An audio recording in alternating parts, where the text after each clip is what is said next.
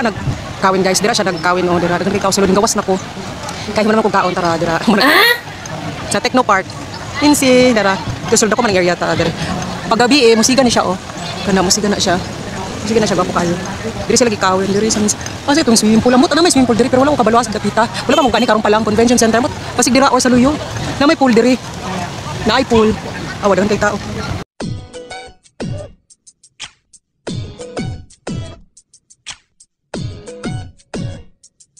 Hi guys! So, diba? Wow! O, ano lang, tapos mahulog ko ito. O, diba? Safety first. Wow! La la la la!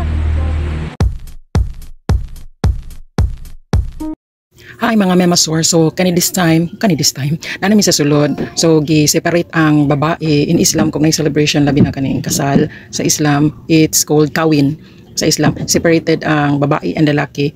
Umawag na siya pero naiuban pod nga ang asawa depende na sa imo kung gusto nimo dito ka sa imong bana. Pero actually ang ihag yung ano is separate yung babae ug lalaki. Mo na tradition sa pagkawin. So nanami sa sulod ana nag-prepare na ang mga tawagan ni sila mga abays and then tawagon na kay padulong pasulod na dira ang kanang bride and groom. Iuban na niya bride o groom. Ang nakanindot man gud pag naanay kawin or kasal sa tuwa kawin sa Islam is magtinabangay gyud ang kanang side, ang labi na sa Islam nga side tinabangay gyud na siya lalo pat pagpareho sila na tinabangay na sa gikan sa pagkaon, sa mga gasto, sa mga decoration tanan tinabangay gyud na siya. So this time papasok na ang kuan na groom lang siya together with the father family. It's English. It's father sa babae o ang sa Islam ang god murag ang gikuan ba ang gikasal gani ang kanang lalaki ug ang father dili mo kasal nga kasal nga sila bali ang kuan man gud sa Islam is murag gipaalam na sa lalaki ang iyang anak ang gipaalam na sa father nga side ang iyang responsible sa father bali iano na niya sa kanang mapapangasawa kanang lalaki no tapos kanang iyang isulti tanan iyang mga feelings kanang iyang responsibilidad sa una kaning giun sa niya pagkuha ng iyang anak diha na niya nagstorya na sila diha na niya unsa ni kanang istaw kanang kanang ihatag na niya sa lalaki god. So willing ba ang lalaki na mo ano kanang sa responsibilidad ihatag na niya ang anak niya diha sa iyaha. So naay kuan na murag kunwari sa tuwa pari naapoy mga witness ana kanang ang ustad sa kuan Islam pare sa Bisaya nga naghatag og mga pulong nga maayong pulong mga istorya nga dili istorya kanang mga pulong nga para mahibalan sa lalaki nga ingani dapat ang maayo buhaton o dili maayo nga buhaton kanang willing ka ba may ana nga ikaw na mismo ang magiging magsandalan sa babae. Pero ato bang gyapon ang amahan kanang tanan namang wala ko kabala ato mga pulong nga uban no basta kanang ang responsibilidad sa una sa amahan sa anak sa babae anak sa babae kanang ang responsibilidad sa una sa papa anang babae bali tanan to dito na niya ihatag sa lalaki kanang istoryahan niya maayo nga kung musugot ba ang amahan mo yun ang amahan willing na ko ingani kailangan ihatag na ako sa imuha ani nga na basta nga na siya nga style tapos ang kanang pari o kanang ustads maghatag na siya mga maayong pulong basta kanang mga kuan para maging kuan kanang unsa ni para mabalo jud maayong lalaki makasabot og maayo.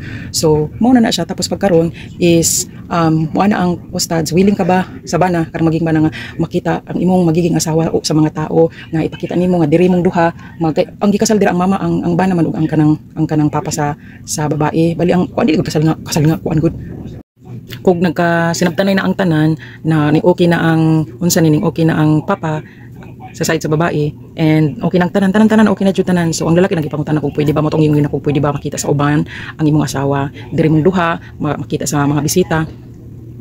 So mao na ang that's the time na kung okay na ang tanan makita di na mo magpakita na ang babae sa unsa ni tapos kailangan ba bago na makita ang babae is kwaon sa kwarto na siya no taguon didto sa kwarto na siya taguon no. So pag okay na to nga pwede makita ang babae dire sa reception tawag dire sa gipagkawinan makita sa mga bisita ang imong asawa para po di ba makita na mo charot oo tinud na adto na nila didto sa side sa lalaki adtoon didto nya kung si makabutang didto sa door murag nanay door na pili kwarta murag mahar na siya ang mahar tap na nakabutang pili pangayo pangayo sa babae mahar mo to hatagan. And then, unsay ilang istoryahan na yun, unsay magkasirambot sila. So, that's the time na paso na ng babae dira sa harap. And then, magpaso na siya. Then, muling ko na silang duha dito sa harap. Makita na namo siya. So, mga nagid miday. Kani kay lami ang pagkaon nila. Murag kanira may japas, oy. Habang nag-vlog tayo, kakain din tayo, no? Para mabusog ta. My gosh. Ayan. Ang hirap pa talaga mag-voice over. Uy, maingay sa labas. My God. O, yun na nga. Lami ilang pagkaon. And the venue is very nice. Nindot ilahang mga, unsa ni, nindot ilahang decorations. As you can see naman, oh, the preparation is perfect. Nice siya. And then, moto, habang nangaon mi, naminaw pud mi sa kanang pulong pud sa kanang ustads, as in daghan kay matunan sa iyaha, dili ka ma-board, maminaw siya kay daghan kaayo kay matunan sa iyaha. Siya pud baya ang siya pud ang nagkasal sa mua, si Ustad Sagapan ang pangalan niya. Siya ang nagkasal sa mua way back, gisali pa naman, gisali way back 2010. Oh, yun 2010, tagal na nun, no? Siya ang kuan magud, siya ang permanente ginakuha kay nindot magud siya mag-deliver, nindot siya maghatag og pulong, nindot siya napuy dili ka ma-board, dili siya kuan maano ka kanang bisa ma-board ka kapag matulog ka maminaw, dili kay ang imong mind man dito sa iya kay makapaminaw kag nay dala joke pero tinuod good ana, nindot siya mohatag og nindot siya mo deliver og mga maayong pulong, yun nindot siya mo deliver mo nang siya ang ginakuha permanente. Kadalasan siya kay mag-apil mi og kanang mag-apil mi og kanang mga kasal kawin, siya permanente ako makita kuan magud siya, nindot siya mo speech may tungod sa kanang mga tinuod good nga mga panghitabo. Ang di na ko malimtan kay Ustad Sagapan is that ang daw kailangan gyud daw sa babae is kanang ang kailangan sa babae is affirmation always, diba? Affirmation always good, meaning affirmation mo nga kanang maano mi ba kanang giano niya is para dili mo magsigig away ang babae ug lalaki. Ang kailangan ra magud permanente sa babae is affirmation, kanang dili ma-feel sa babae nga kulang, tapos ma-feel niya nga akura, ma-feel niya nga secured ka na, mo na yung ginaisto, ma-feel niya nga secured mi, dili may mag-alala, dili may kanang dili may magduda something ana, o mo nang nindot siya magatag og pulong, as in mo nang ganahan mi sa iya maminaw, as in now siya kanang dira nindot siya maminaw kay dala gara na good. Kaya nagpasalamat apod ko kay nabay akong bana para makadungog bapod sa mga pulong ni Ustad Sagapan para dili niya buhaton ang dili maayo. Just giapil na pud lagi mi ba. So after sa speech na humanata na ni Ustad Sagapan, so siya na magpirma na siya, karang siya ang nagpakasal, as in notarize as in kuan na tanan, pirmada sa parents, sa lalaki, sa babae, o siya, o ang babae po nagpirma, as in kompleto na tanan siya. Then nga ano po ni kaon lang min sigig kaon, kaya ayun na para mabusog po bino kay man paminaw. Kawin guys, dira siya nagkawin, o dira daghan kay kaw sulod gawas nako. Kaya mo naman kung kaon tara dira mo nagkaon. Sa Techno Park. Insi dira. Sulod ako man ang area ta dira. Paggabi musiga ni siya Kana musiga na siya. Musiga na siya gapo kayo. Diri sila gikawin diri sa mis. Kasi itong swimming pool, amot na may swimming pool diri pero wala ko kabaluas dapita. Wala pa mo gani karong palang convention center mo. Pasig dira or sa Luyo. Na may pool diri. Na ay pool. Wala kay tao. Si Sid digi. Katod na kay gusto na mauli. Para sila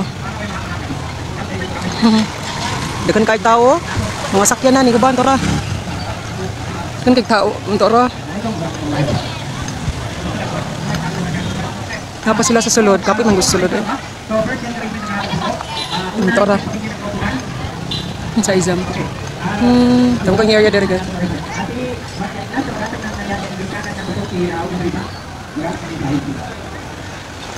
Kami guys, kung manang ikaon, mana nang ako mana. Manguli na mi, kayo manang ikaon. Duara na po ng second batch, dagan magtao.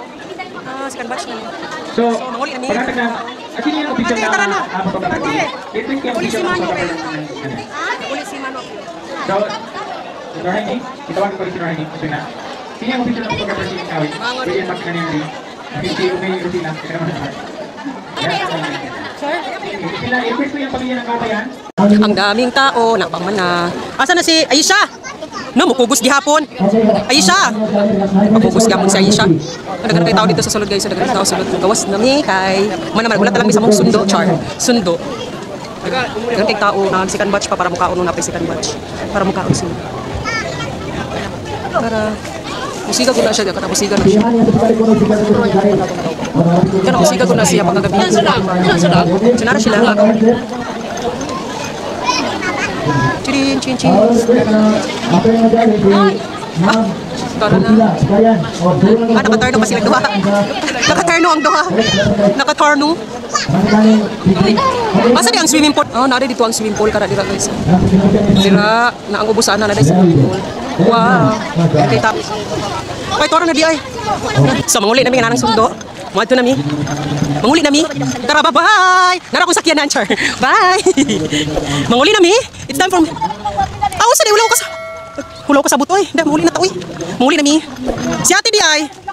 Manguli na ta oy. The person that sent you this video wants to thank you for always being there for them and never giving up on them. They're very, very thankful and very blessed to have you as their best friend.